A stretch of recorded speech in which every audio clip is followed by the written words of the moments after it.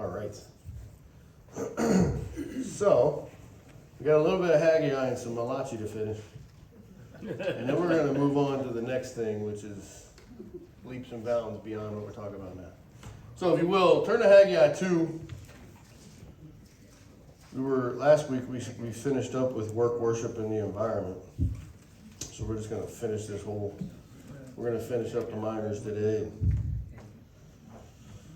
We're going on a trip.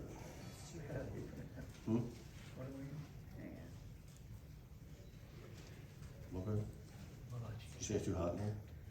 It's crazy. Given the importance of work and work practices to the well-being of the environment, if Christians were to do their work according to the vision of the 12 prophets, we could have a profoundly beneficial impact on the planet and all those who inhabit it. It is the urgent environmental responsibility of the faithful to learn in concrete ways how to ground their work in the worship of God. Haggai's long oracle on purity. Look at Haggai 2, 10 through 19. We'll read it real quick. In the 24th day of the 9th month, in the 2nd year of Darius, came the word of the Lord by Haggai the prophet, saying, Thus saith the Lord of hosts, ask now the priests concerning the law, saying, If one bear holy flesh in the skirt of his garment, and with his skirt do touch bread or pottage or wine or oil or any meat, shall it be holy? And the priest answered and said, No. And said Haggai, If one that is unclean by a dead body touch any of these, shall it be unclean? And the priest answered and said, It shall be unclean. Then answered Haggai and said, So is this people, and so is this nation before me.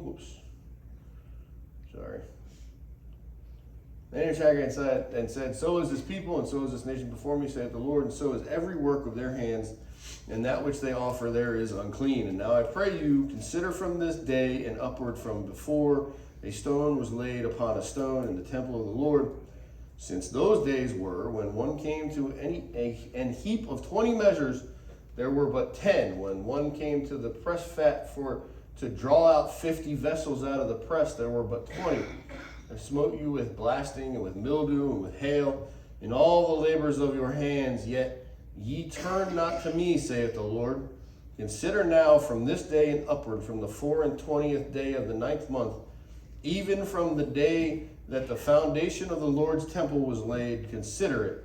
Is the seed yet in the barn? Yea, as yet the vine and the fig tree and the pomegranate and the olive tree hath not brought forth from this day, I bless you. What did we just say? What did he just say there? If we ruin the ground, it's not going to produce like it should. That's right. Basically what he just said. And there's a lot in here about, touching a dead body. Read Leviticus. Okay, that's where that comes from. So we got to remember, these folks are still under the law, right? The law, the law is their way to heaven, basically. So if back then, if you touched a dead body, you were unclean. You had to wait 7 days. You had to be, do your sacrifices and all that sort of stuff. So, just remember that these folks are under the law. Now, we know we're cleansed by Jesus Christ, right? Yeah. Bottom line, so. Haggai's long oracle on purity, which we just read, also suggests a link between purity and the health of the land. God complains that because of the people's impurity, with every work of their hands, what they offer there is unclean. And we see that in Haggai 2:14. This is part of the more general link between worship and the health of the environment. One possible application is that a pure environment means an environment being treated in sustainable ways by those to whom God has given responsibility for its well-being, namely humanity. Thus, purity entails a fundamental respect for the integrity of the whole created order, the health of its ecosphere, the viability and well-being of its species, the renewability of its productivity. And so we return to the theme of Christians and responsible work practices. Accordingly, if desolation is part of God's punishment for the sin of the people reported in the book of the 12 minor prophets, then productive ground is part of their restoration. Indeed, in quite different circumstances, Zechariah has a very similar vision to that of Amos during the time of Israelite prosperity. People experiencing well-being in the form of sitting under the fig trees that they planted. So I'm going to read Zechariah 3:10 real quick. You don't have to flip there if you don't want to. I will bring them again also out of the land of Egypt, and gather them out of Assyria, and I will bring them into the land of Gilead and Lebanon, and place shall not be found for them. So remember, we talked a couple of weeks ago how Lebanon was like the most beautiful place in this time.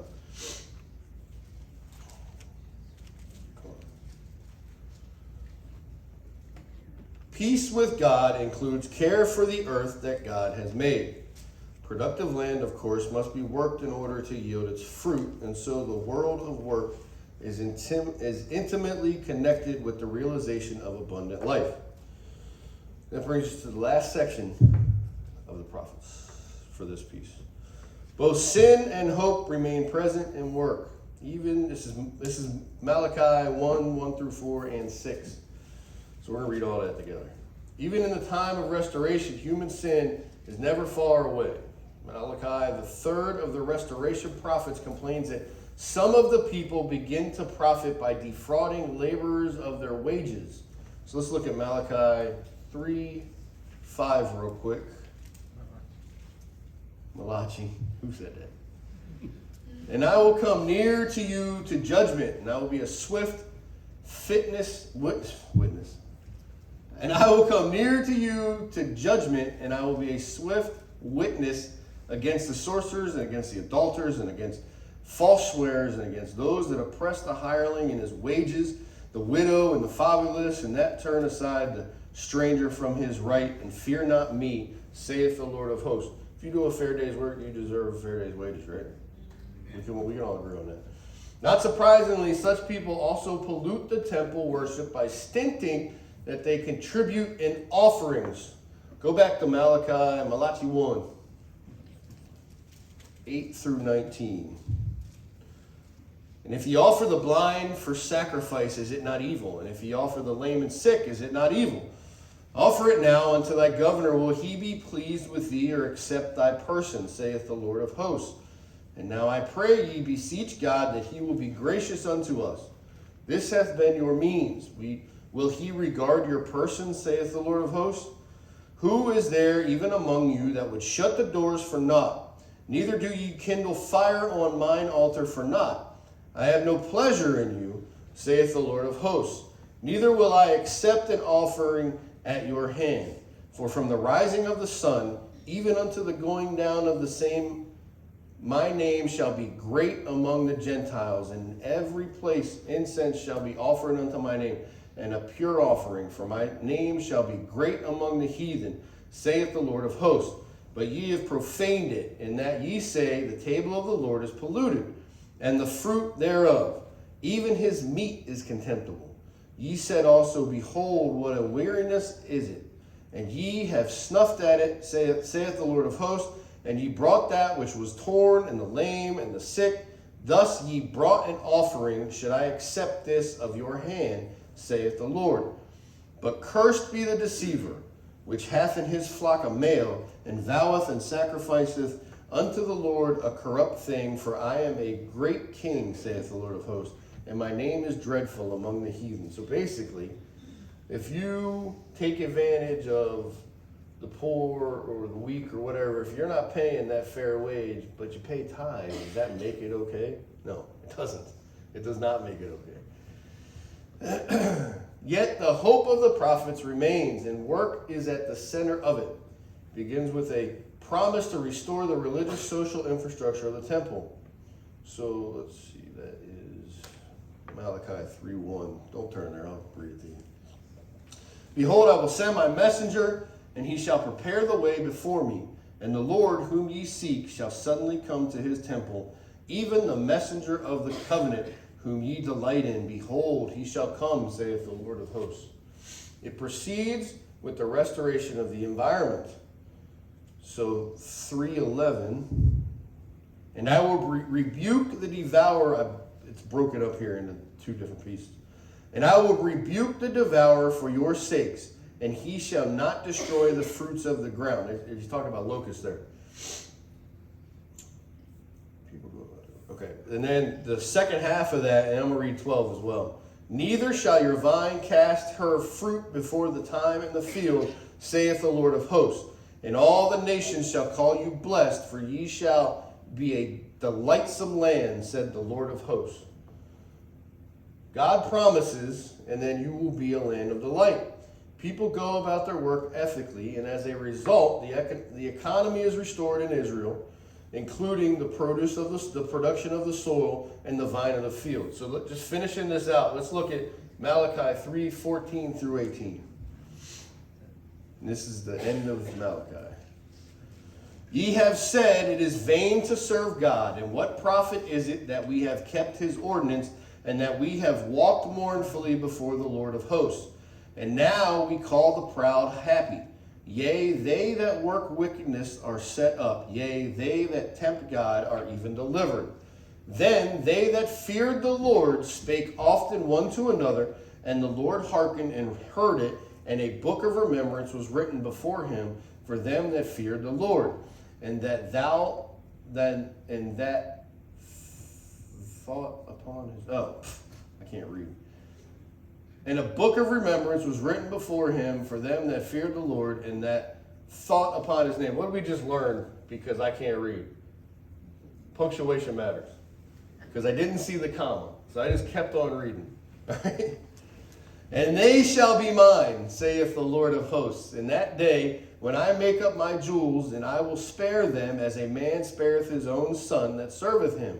Then shall ye return and discern between the righteous and the wicked, between him that serveth God and him that serveth him not. So at the end of Malachi, we see, we just think back to everything that the Israelites, that Israel's gone through throughout the entire time we've been talking about the prophets, right?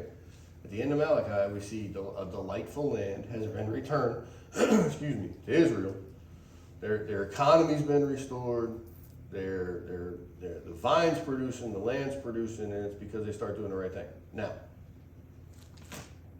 Joshua, Judges, and Ruth. That's where we're going next. And I want to remind you, as we go into this, we're going to still focus on what we've been focused on, our daily life, whether it be work or, working for the Lord or working a secular job, whatever it be. But I want to remind you that when you see a chapter break in the Bible, let's see, where am I going to flip to? Song of Solomon. It's a love song. See here it says, chapter 8, man put that there. Okay? The Bible was written, the inspired word of God was written straight through. There's no chapter breaks, there's none of that. As we go into Judges, especially as we go into Joshua, especially Judges and onward, just remember that, because there's a lot of pieces that run together, but there's chapter breaks in there, and it kind of chops it up some. So, Joshua and Judges tells the story of Israel's occupation of God's promised land and the formation of a national government.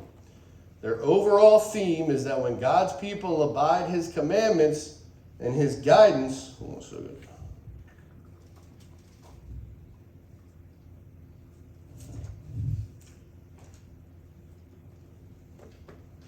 their overall theme is that when God's people abide by his commandments and his guidance, their work prospers and they experience peace and joy. But when they follow their own inclinations and set themselves up as the ultimate authority, then poverty, strife, and every kind of evil bring grief and suffering. So if you remember a long time ago, it said Israel, they'd be going up the hill, and they'd get up to the peak, and idolatry would take over, and they'd fall back down, right? We're going to see that specifically in Judges. Everybody knows that.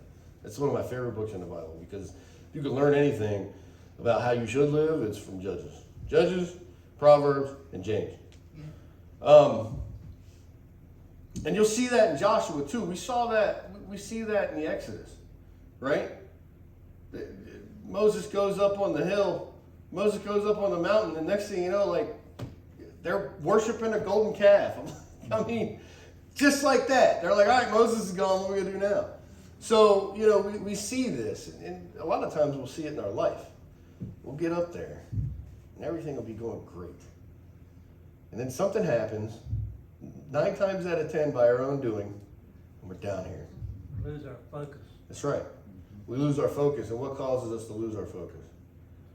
Whether you like it or not, it's idolatry. You're focusing on something else.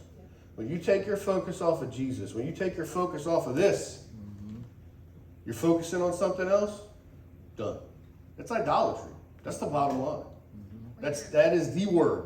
That if you want to put a word on it, it's idolatry. Put your focus on Jesus. Set your sight on him and his word. And that other stuff, you don't even need to focus on it because he takes care of all that stuff. He'll do it for you. You could see that when we were in Saudi Arabia. I'm sure. The churches were full. Sure. Because they thought all our soldiers would be killed and wiped out. And as soon as things were settling, they were back home, then the population declined. Right. We see it now. Yeah. Right. I mean, a month ago, it was, all you heard about was what was going on in Israel. Right. You don't hear about it now. Nobody cares no more. You know what I mean? So, I mean, all you hear is, and you'll see what the media puts on there, ceasefire. Yeah, well, it's only a ceasefire for so long because we're trading hostages for prisoners, and then they're going to go back to fighting again. So, tell us the whole story. But anyway, so I like to read the intro in my Holman Study Bible here. I'm a shill for the Holman Study Bible. The book of Joshua is named for the most famous member of the Israelites in the generation after the death of Moses. The book describes the history of that generation of Israel who crossed the Jordan River and entered the promised land of Canaan. Their battles and their faithfulness have a place amongst the greatest accounts of faith in the Old Testament. Joshua led the people to defeat the adversaries who opposed God's people. He then oversaw the division of the land into the tribal allotments. Finally, Joshua renewed the covenant between the people and Jehovah. We talked about it. America's covenant a couple weeks ago, which I'd say we've gone back on, but that's just me. Conquering, settling, and governing a territory was the work of God's designated leaders, prophets, armies, and all the people of Israel. Well, there's every reason to expect these books to contribute to our understanding of work from a biblical perspective. It takes some work on our part to uncover how the work we see in Joshua and Judges applies to the circumstances of our contemporary workplaces. But if we look carefully, we find that insights for today's issues does arise from the incidents in the text, including leadership development and management, the relative roles of hard work and God's guidance in attaining our objectives, conflict over resources, the tension between driving for success and serving others, God's guidance in our work, and the ever-present peril of making an idol of our work. The events in Joshua and Judges give us models, both good and bad, for resolving workplace conflicts, motivating workers, meeting the challenges of elective office, and planning for new leaders to succeed those who retire or depart. We're going to see that. We're going to see that succession plan set up after Joshua, or the lack thereof a succession plan. Let's put it that way. The characters we meet in the books illustrate the remarkable value of women's leadership, the economic effects of war, and the complicity of the powerful in the abuse of the vulnerable at work. The prime storyline of both Joshua and Judges is that while God's chosen people are repeatedly rebellious against God, turning to serve other gods, and forgetting God's covenant with them, God is always ready to respond to their crises and deliver them. Only when they cease even to desire God's blessings do they fall into misery and social devastation. This is a remarkably contemporary message as well. We often find ourselves drifting away from God as we decide how to handle the many opportunities and challenges that arise in our work. We discover that we have elevated other concerns above receiving His love and loving and serving Him through our work. The message of Joshua and Judges is that God is ready now and here for us to return to Him and receive His blessings in our life and work. So we're going to organize the treatment of these books into 4 major themes. They roughly correspond to the flow of the narrative throughout. So conquest, coordination, covenant, and chaos. Conquest, Joshua 1 through 12. The book of Joshua begins with the reiteration to Joshua of the promise of land and divine presence. My servant Moses is dead. Now proceed to cross the Jordan. Basically what God told Joshua. you and all this people into the land that I am giving to them, to the Israelites. Let's look at Joshua 1, verse 1 through 5. Now after the death of Moses, the servant of the Lord, it came to pass that the Lord spake unto Joshua the son of Nun, Moses' minister, saying, Moses, my servant, is dead. Now therefore arise, go over this Jordan, thou and all this people unto the land which I do give to them, even to the children of Israel. Every place that the sole of your foot shall tread upon, that have I given unto you, as I said unto Moses, from the wilderness and this Lebanon, even unto the great river, the river Euphrates, all the land of the Hittites, and unto the great sea toward the going down of the sun, shall be your coast. There shall not any man be able to stand before thee all the days of thy life. As I was with Moses, so I will be with thee. I will not fail thee nor forsake thee. Joshua, the land, and God's presence are all worthy of note, as we will explore in the following sections. Joshua 1. Joshua is Moses' successor as leader of Israel. While he is not a king, he does in some ways foreshadow the kings who will rule over Israel in subsequent centuries. He leads the nation into battle, he executes judgment when necessary, and he attempts to hold the people to the terms of the covenant God made with the Israelites at Mount Sinai. To use modern terms, we would call the transition from Moses to Joshua an example of a good succession planning. Moses, as led by God, has appointed in Joshua a leader who matches Moses' own character of faithfulness to God. He is described as a man of valor and learning, strong and courageous. 6 and 7. Be strong and of good courage, for unto this people shalt thou divide for an inheritance the land which I swear unto their fathers to give them. Only be thou strong and very courageous, that thou mayest observe to do according to all the law which Moses my servant commanded thee. Turn not from it to the right hand or to the left, that thou mayest prosper whithersoever thou goest. So he is described as a man of valor and learning, strong and courageous, well informed about and obedient to God's law. So look at 8:9. The book of the law shall not depart out of thy mouth, but thou shalt meditate therein day and night, that thou mayest observe to do according to all that is written therein.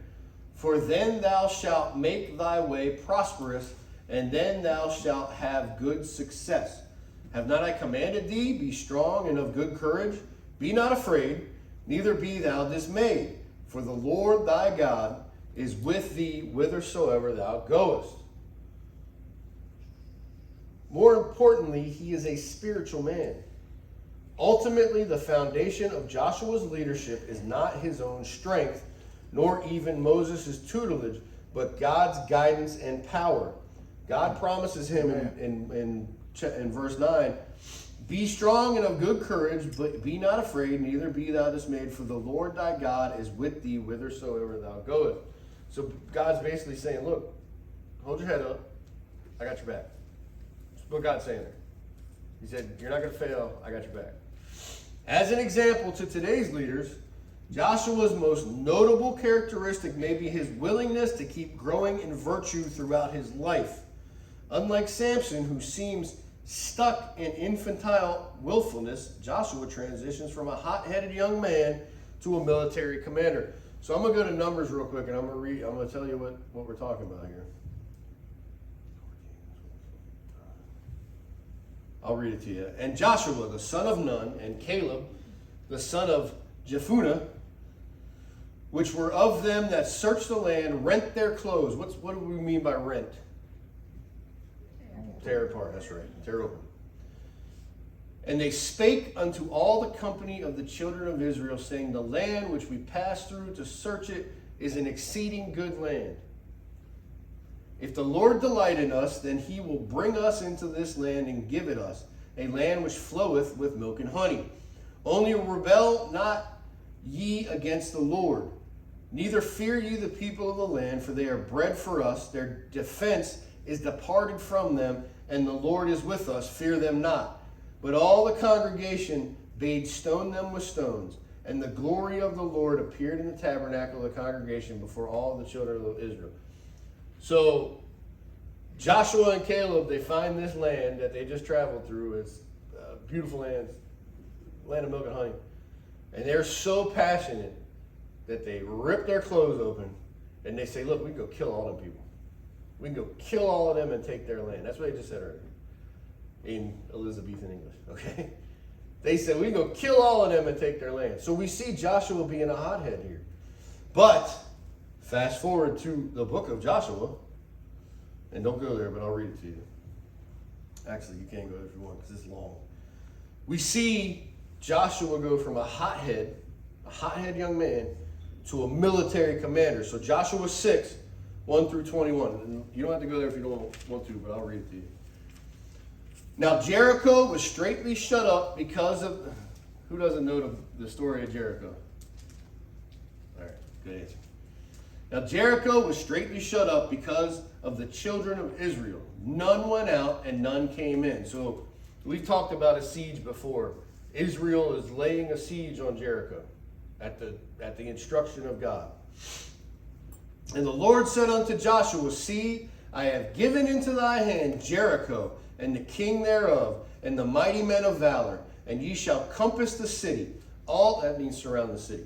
And all ye men of war, and go around about the city once. Thus shalt thou do 6 days. So God's telling them to go around Jericho once every 6 days, right? Or once a day for 6 days, right? And 7 priests shall bear before the ark 7 trumpets of ram's horns, and the 7th day ye shall compass the city 7 times, and the priests shall blow with the trumpets. Does anybody? Let's pause real quick. So we just saw the ark, right? So they're carrying the ark with them. We understand that, right? Does anybody know the rules for the ark? It has to be completely flat. It has to be completely level as they carry it. It can't go like this. It can't go like that. Do you know what happens if somebody loses their grip or they become weak? I could show it to you.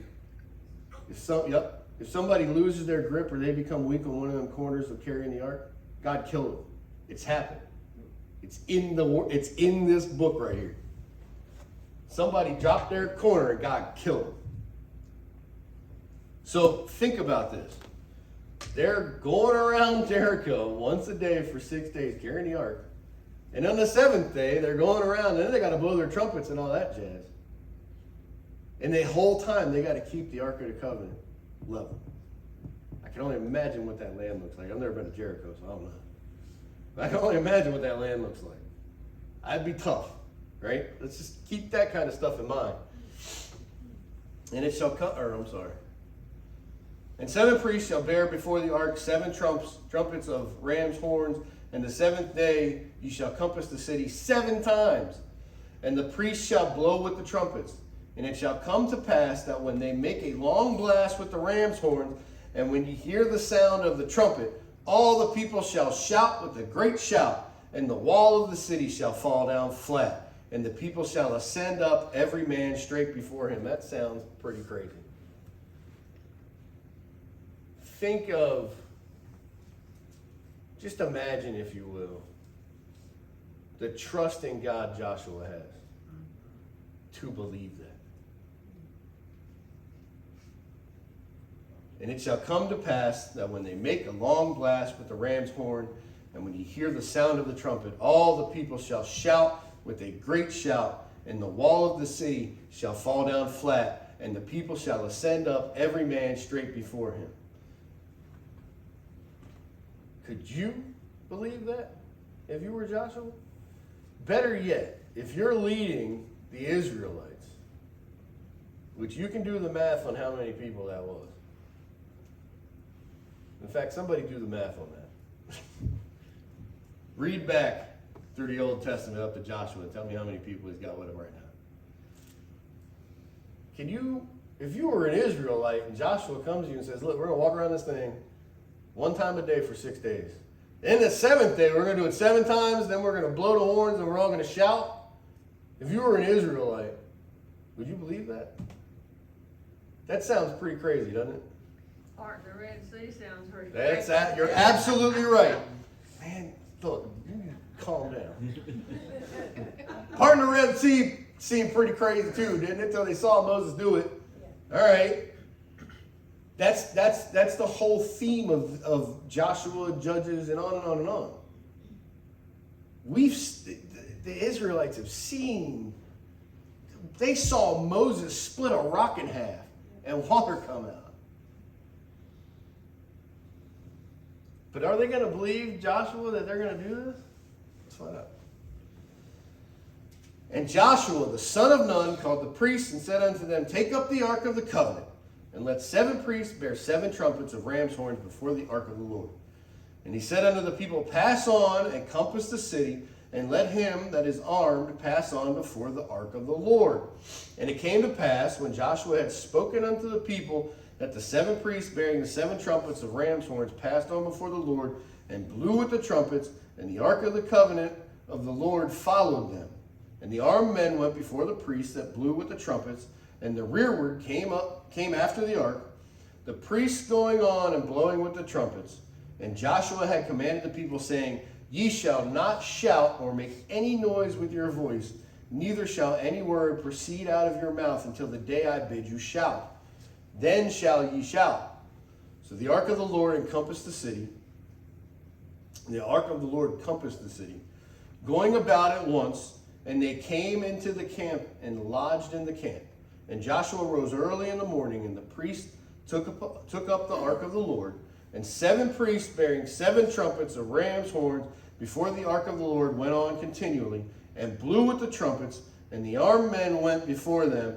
But the rearward came after the ark of the Lord, the priests going on and blowing with the trumpets. And the second day they compassed the city once, and returned into the camp. So they did 6 days. And it came to pass on the 7th, now look, they just did this for 6 days. That night, that 6th night, if you were an Israelite, what would you be thinking?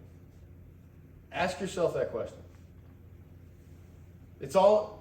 Why am I asking this question?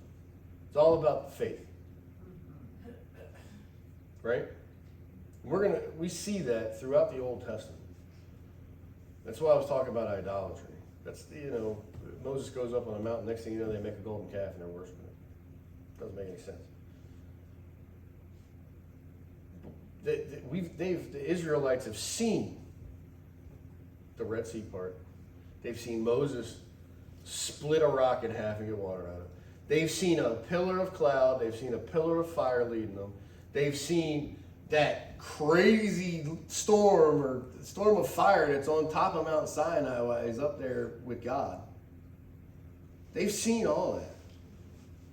What have we seen? We've seen people healed, haven't we? Yeah. In this very room. We've seen, who here's ever experienced a real drought? You pray for rain, and then it actually comes. Look, don't take this the wrong way, but I'm sure there's some old folks in here that may come from farming communities that have experienced that. Yeah. Right? Yep. I've seen farmers get together on a special night and have a prayer meeting. Sure. Pray for rain. Sure. It's all about faith. And you'll see, especially when we get into Judges. Yes, sir. I see the children of Israel, as long as they have a strong leader, they're pretty faithful. Sure. They follow. And once they don't have that strong leader, they won't wander. Like sheep wander if they don't have a shepherd. And you're going to see that. When we transition from Joshua to Judges, you're going to see that. Because if remember in Judges, and we'll get there, but remember in Judges, they're screaming for a king. They're looking for that leader. And God's like, look, I got a leader coming, but you guys ain't ready for him, first off, right? But they're screaming for that king. You're absolutely right. We need some leadership. We need some leadership. We need some leadership. And even, think about Moses. Moses had a stuttering problem. Moses had no faith in himself. He's like, you want me to lead these people? And he did. And he did it by faith in God. He did it with the power of God behind him. We see the same thing in Joshua. But just think about what the Israelites on that sixth night are thinking. Are you serious? We're going to do this again? It's not working, bud. We'll see. And it came to pass at the seventh time when the priests blew with the trumpets, Joshua said unto the people, shout, for the Lord hath given you the city, and the city shall be accursed, even it and all that are therein, to the Lord. Only Rahab the harlot shall live. Why does Rahab live? She let down the spies. She had that scarlet string hanging on her, right? Isn't that kind of reminiscent of the last plague on Egypt? Rahab has a scarlet thread that she hangs out her window. And that's how they know, leave her alone. Mm-hmm. The children of Israel, before they left Egypt, painted lamb's blood on their door, their doorpost, from the eave of their door. And that was the way the death angel knew to leave them alone. Mm-hmm. You're going to see stuff like that keep happening. Rahab the harlot shall live, she and all that are with her in the house, because she hid the messengers that we sent. And ye in any wise keep yourselves from the accursed things, lest ye make yourselves accursed when ye take of the accursed thing and make the camp of Israel a curse and trouble it. But all the silver and gold and vessels of brass and iron are consecrated unto the Lord. They shall come into the treasury of the Lord. So the people shouted when the priests blew with the trumpets, and it came to pass, when the people heard the sound of the trumpet, and the people shouted with a great shout, that the walls fell flat, so that the people went up into the city, every man straight before him, and they took the city. And they utterly destroyed all that was in the city, both man and woman, young and old, and ox and sheep and ass, with the edge of the sword. They went up into Jerusalem, they killed everybody except Rahab and the people that were in her house. And that's where we struggle today. Oh, sure. Well, I mean, when they're in war over there, and none of us want to see innocent hurt. No, but in absolutely not. war, Absolutely that not. happens. But, I think, time out. Okay. I think Benjamin Netanyahu said it best. We've got to go in there and destroy it, or it's going to keep happening. I said this a while ago, but when God tells them to go in there and kill everybody, it's really about the bloodline of Jesus Christ. And that's where David plays a giant part in it. It's really about the bloodline of Jesus. So that's why, that's why the flood happened. God's preserving that bloodline, because he knows if he leaves it in man's hands, it's going to be perverted. That's what we do. I mean, we're born into sin. We are sons of Adam. By sons, I mean people. There's only one sinless, and that's the Son of God. And that's really, if you do a really, really deep dive and you pay attention and you take a lot of notes and you read in the Old Testament and it transitions into the New Testament, it's all about that bloodline. It's all about the bloodline of Jesus. And that's why the flood happened. That's why, God tells the Israelites, hey, you need to go in there and kill everybody, and they don't. So now I question, do we get what we get today with Hamas and Hezbollah, or whoever else you would throw out there? Is that because they didn't kill everybody? Yeah. Or is that because Ishmael has a problem with his father? Yeah. I think it's both. I think it's twofold, right? Yeah. So I think, Netanyahu said it best, and this has nothing to do with Sunday school, but I think Netanyahu said it best that, oh my gosh, hey, you can't trust these people. Y'all come on in and sit down. So I think Netanyahu said it best. My parents just walked in. I think Netanyahu said it best. We've got to take care of this problem, or it's going to keep happening, right? And that's basically what we see here in Joshua. So we've just seen Joshua, we look back at Numbers, we've seen Joshua come from a hot-headed young man to a military commander. Now we're going to see him come to a national chief executive. So I'm going to fast forward to Joshua 20 real quick. You guys don't have to go there if you don't want to. And eventually to a prophetic visionary, which is Joshua 24. Actually, I'm not going to read Joshua 20, so we're going to get there. I don't want to get ahead of myself. He is more than willing to subject himself to a long period of training under Moses and to learn from those more experienced than himself. Let's go back to Numbers real quick. Numbers 27. If you got time to get there. If not, I'm going to read it. And the Lord said unto Moses, Take thee Joshua the son of Nun, a man in whom is the Spirit, and lay thy hand upon him, and set him before Eleazar the priest, and before all the congregation, and give him a charge in their sight. And thou shalt put some of thine honor upon him, that all the congregation of the children of Israel may be obedient. And he shall stand before Eleazar the priest, who shall ask counsel for him after the judgment of Urim. Before the Lord at his word shall they go out, and at his word they shall come in, both he and all the children of Israel with him, even all the congregation. And Moses did as the Lord commanded him, and he took Joshua and set him before Eleazar the priest, and before all the congregation, and he laid his hands upon him, and gave him a charge, as the Lord commanded by the hand of Moses. We see that happen here, don't we? Whether somebody gets ordained or somebody gets, becomes a deacon, or we lay our hands on them and listen, this is what you got to do going forward. So he's more than willing to subject himself to a long period of training under Moses and to learn from those more experienced than himself. Don't go there, but Deuteronomy 3:28. Deuteronomy what? 3:28.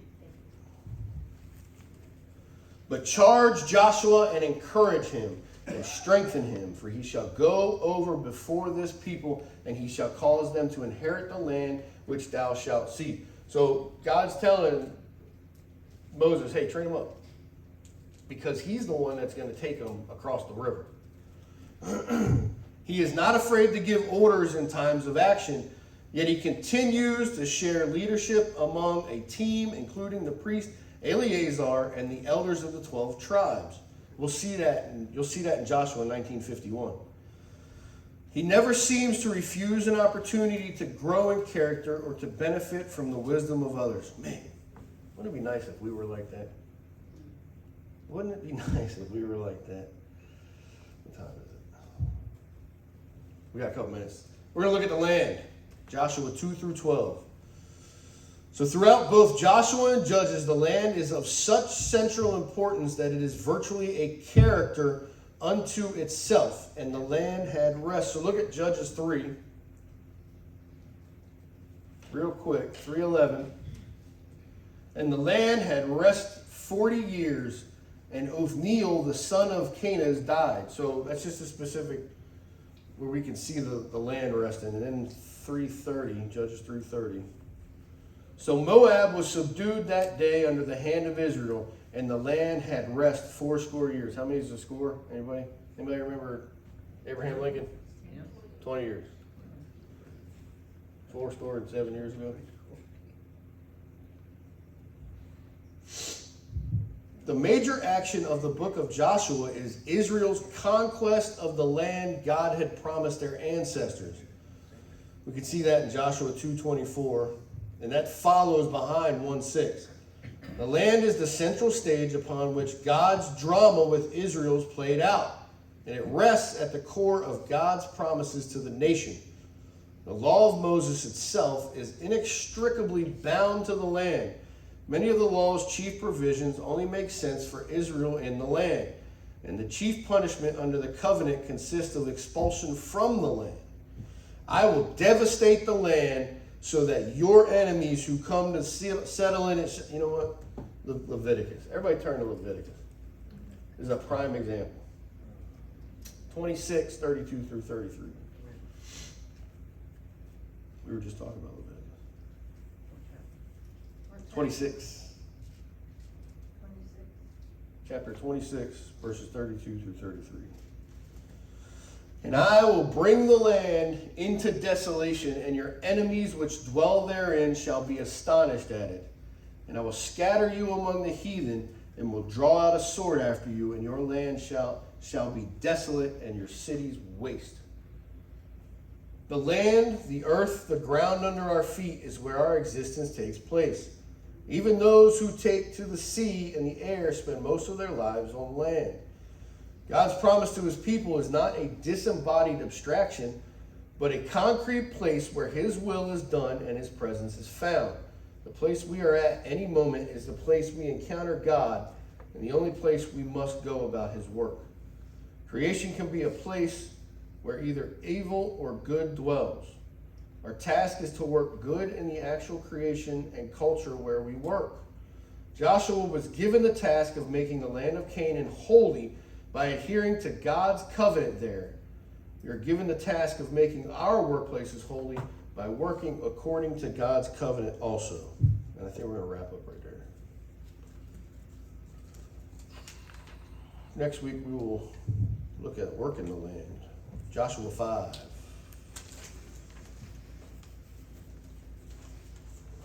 Let's pray. Lord, we love you. We're thankful again to be in your house, Lord. We're thankful to have your word to learn from. We're thankful to have a basis on Jesus Christ, to build our foundation on. So Lord, I pray that you help us like you helped those the Israelites back in Joshua's day and Moses' day. Lord. Help us to learn from what we're doing. Help us not to give in to that idolatry that drags us down. Lord, as we go into this next church service, Lord, help us to absorb your word. Help us to learn your word. Not what man says, but what your word says, Lord. Be with us now. In Jesus' name, amen.